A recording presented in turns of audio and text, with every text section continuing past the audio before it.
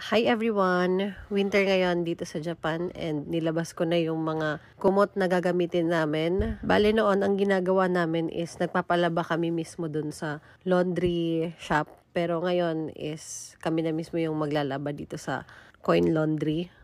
Kapag sa laundry shop kasi inaabot ng 2 lapad yung pagpapalaba ng futong. Pero dito sa Coin Laundry, inabot lang kami ng 3,000 and ilang futong na yung nalabahan namin. Tapos makakapal pa sila. Kailangan mo lang sumunod ng instructions kung ilang futong yung pwedeng ilagay sa loob ng washing machine at saka nung dryer. Bale, kapag nagpapalaba kami dito sa Coin Laundry is nagiging banding na rin ng mga anak ko kasi nakakapaglaro sila dito kasi malawak yung area nila.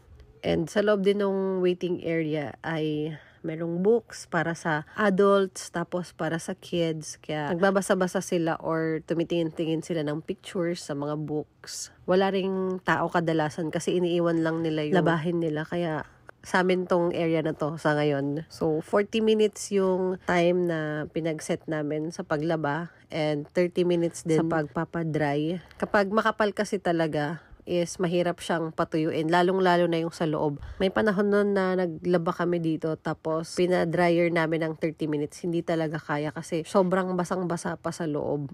And yung 40 minutes, sa totoo lang, kulang talaga siya, pero wala na kasi kaming oras. Bali kung ida-dryer niyo yung futong, kailangan mga 1 oras para tuyong-tuyo talaga yung sa kaloob-looban niya.